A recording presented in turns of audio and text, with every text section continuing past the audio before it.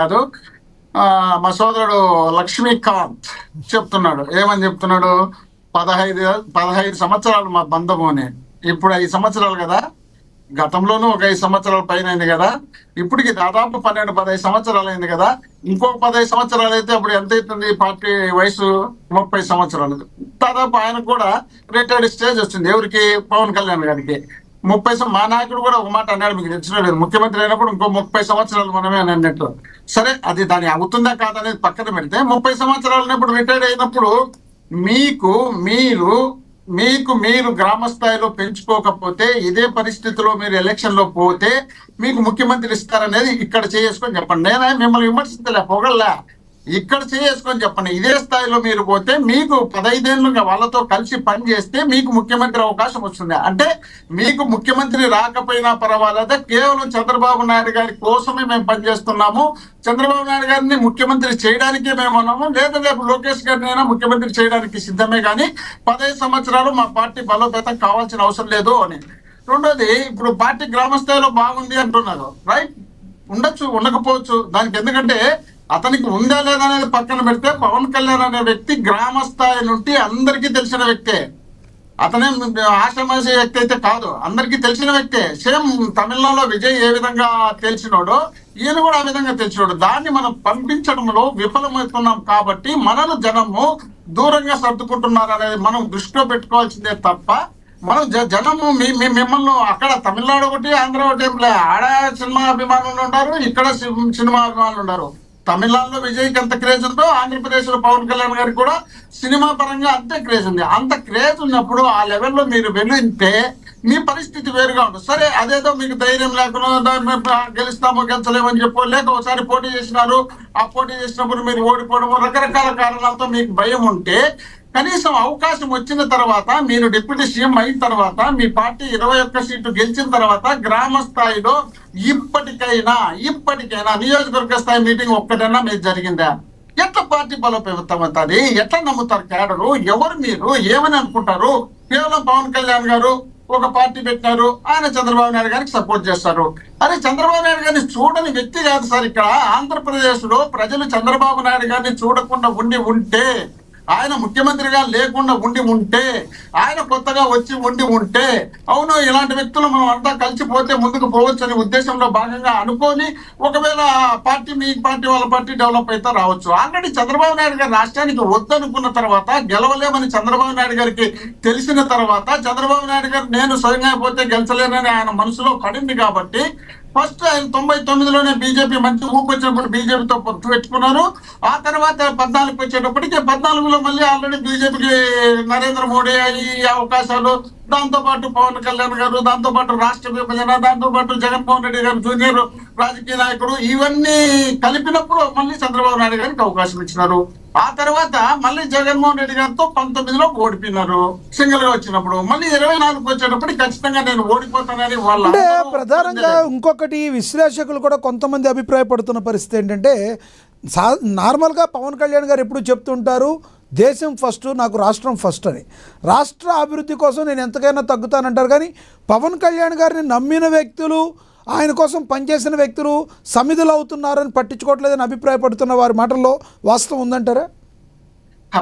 అది కాదండి. ఇప్పుడు మనం ఉన్నాము, సరే, ఆయన భావం ఆయన పుణ్యలేదు, మన భావం మనం చూసుకుందాం. మనం మనిషిగా పుట్టిన తర్వాత మన కాళ్ళు, మన కడుపు, మన తల, మనం ఏదైనా పార్ట్లు బాగలేకపోతే వాటిని బాగా చేసుకోవాల్సిన బాధ్యత మనదే కదా. వేరే వాళ్ళు వచ్చి మనం బాగా చేయరు కదా. మనం బాగున్న తర్వాత ఎవరు మనం నమ్మి మనం పెళ్లి చేసుకుంటాం, మన భార్య ఉంటుంది, ఆమె చూడాల్సిన బాధ్యత మందే కదా. ఆ తర్వాత మన ఇద్దరికి కలిసి పుట్టిన సంతానం ఉంటుంది, ఆ సంతానాన్ని చూసుకోవాల్సిన బాధ్యత మందే కదా, బయట వాళ్ళు కాదు కదా. ఇది అయిపోయిన తర్వాత నీ కుటుంబ సభ్యులా, లేక నీ ఊరా, నీ తల్లిదండ్రుల, వాళ్ళందరినీ చూసుకున్న తర్వాత నువ్వు గ్రామాలు, నియోజకవర్గాలు, రాష్ట్రము, దేశము. ఇక్కడ మనం కాదని చెప్పి దేశం గురించి మాట్లాడితే ఏం చేస్తున్నారు? ఇప్పుడు దేశమే మీరు చెప్పినట్టు ముందు దేశం, ఇప్పుడు కాంగ్రెస్ పార్టీ వాళ్ళు చేస్తున్నటువంటి ఆందోళన కార్యక్రమం సమంజసమైందా కాదా? భారతదేశంలో ఉన్నటువంటి మేధావులు, ఇతర పార్టీ వాళ్ళు అందరూ కూడా బ్రహ్మాండంగా వాళ్ళు చేస్తున్నటువంటి కార్యక్రమం చాలా మంచిది. నీట్ ద్వారా 25 మంది చనిపోవడం జరిగింది. దాదాపు ప్రతి సంవత్సరం 23 లక్షల మంది ఎగ్జామ్ రాస్తారు. ఆ ఎగ్జామ్ రాసేటువంటి పిల్లలకు సంబంధించినటువంటి పేపర్ కూడా అలాంటి పరిస్థితి Right. ఉన్నప్పుడు వాళ్ళను మనం ఆ దేశభక్తి మనకు ఉంటే ఆ దేశానికి సంబంధించినటువంటి సమస్య వచ్చినప్పుడు దానిపైన మాట్లాడాల్సిన బాధ్యత మనం తీసుకోకుండా మనకు విదేశీ శక్తులు వచ్చినాయి, దాంట్లో దొరుకుతాయి, దాంట్లో ఏదో చేస్తాయి. ఎట్లా సార్? మన చేతిలో అధికారం ఉండి, మనం రాష్ట్రంలో కేంద్రంలో అధికారం నుండి విదేశీ శక్తులు వచ్చేటప్పుడు మనం గమనించలేని పరిస్థితులు ఎట్లుంటుంది? విదేశీ శక్తులు వచ్చినాయా లేదా చూడాల్సిన బాధ్యత ఉంది కదా. చిన్న పిల్లలు, స్టూడెంట్స్ జుట్టు పట్టుకొని ఈడ్చి కాల్చి కొట్టి రైట్ ఇది వేరే టాపిక్ డైవర్ట్ అయితే నేను మళ్ళీ మాట్లాడతా మీతో మోహన్ రెడ్డి గారు. ఇస్తా మీ అభిప్రాయం. దేశం గురించి మాట్లాడుకుంటే దేశం గురించి మనం చర్చించాల్సిన బాధ్యత ఉంది. దేశం గురించి స్పందించాల్సిన అవసరం పవన్ కళ్యాణ్ గారికి ఉంది. భారతదేశంలో ఉన్న అన్ని రాజకీయ పార్టీలతో పాటు అందరూ సినిమా యాక్టర్లు దాదాపు అందరూ సపోర్ట్ చేస్తున్నారు. విద్యార్థులు చేస్తున్నటువంటి ధర్నాకు, ఆ ధర్నాకు మనం కూడా మద్దతు ఇవ్వాల్సిన బాధ్యత ఉంది. లేదా మీరు గవర్నమెంట్ లో ఉన్నారు కాబట్టి డైరెక్ట్ ప్రధానమంత్రి గారితోనో విదేశాంగ మంత్రి గారితోనో మాట్లాడి జగన్మోహన్ రెడ్డి గారు ఇచ్చారండి కాక్రోచ్ పార్టీకి మద్దతు? మొన్ననే చెప్పాను, మీకు తెలిసినో లేదో. జగన్మోహన్ రెడ్డి గారు కాక్రోచ్ పార్టీకి ఈ విధంగా ఉంటే కాక్రోచ్ పార్టీ ఆంధ్రప్రదేశ్ కూడా మీ ఇదే పరిస్థితి వస్తుంది. ఇప్పుడు డిఎస్సి ఎగ్జామ్ జరిగింది, ఇక్కడ కూడా ప్రమాణమైన లీకేజ్ జరిగింది. ఈ విధమైనటువంటి పరిస్థితి ఉంటే రాష్ట్రం కాదు దేశం. ధర్మేంద్ర ప్రధాన్ రాజీనామా చేయాలని జగన్మోహన్ రెడ్డి గారు కూడా బలంగా చెప్పగలరా? బలంగా ఎందుకు చెప్పరు? బలంగా చెప్తారా చెప్పరా కాదబ్బా. మనం అధికారంలో ఉండే వాళ్ళం, మనం ముందు మాట్లాడాలి కదా. మంది పెట్టి ఇప్పుడు మీరు వంట చేసుకొని తింటున్నారు, తినేటప్పుడు మేము వంట కోసం తిరుగుతున్నాం, తిరిగేటప్పుడు ముందు మేము పారే అంటే ఎట్లా? మీదేదో మాట్లాడండి. కొడాలి నాని గారు నా మైక్ పీకేశారమ్మా, నేను ఎట్లా మాట్లాడతానమ్మా అని నా పోస్ట్ పీకేశారు అన్నట్టు మాట్లాడుతున్నారు మీరు కూడా. నేను మాట్లాడతాను. జగన్మోహన్ రెడ్డి ఏ పోస్ట్ ఆ పోస్ట్ గీస్ట్ అనుకుంటే టైప్ కానీ నేను ఆ పోస్ట్ గురించి కాదు. కొడాలి నాని గారు కాదమ్మా నీ పోస్ట్ పీకేస్తే ఏం మాట్లాడతావు అని అన్నారు చూడండి. కూడా కక్రోచ్లు అవుతాము అని చెప్పినటువంటి సందర్భం మీరు మర్చిపోయి మాట్లాడుతున్నారు అంతే తప్ప మీరేదో పోస్ట్ అంట ఏమే ప్రధానమంత్రి పోస్ట్ కాదు. ఆయన మంత్రి ప్రధానమంత్రి సార్ ప్రధానమంత్రి గారిని గట్టిగా ఏదైనా అడుగుదామంటే మీ జగన్మోహన్ రెడ్డి గారి నోట్లోంచి మాట పెక్కలదని బయట టాకు.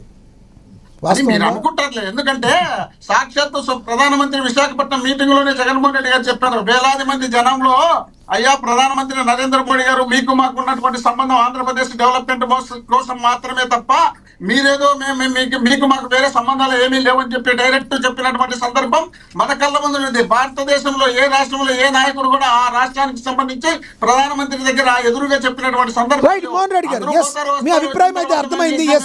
మోహన్ రెడ్డి గారు ఇంకా కించపరచాలని మాట్లాడే విధానాన్ని మాట్లాడినప్పుడు దాన్ని కూడా దృష్టిలో పెట్టుకోండి. మీరు ఏదో విధంగా జగన్మోహన్ రెడ్డి గారిని కించపరచాలి లేదు ఆ ఉద్దేశం మాకు అసలు లేదు.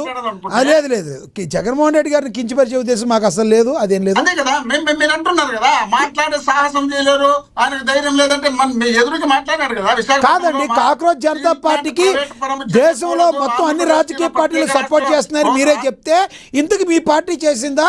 నాకైతే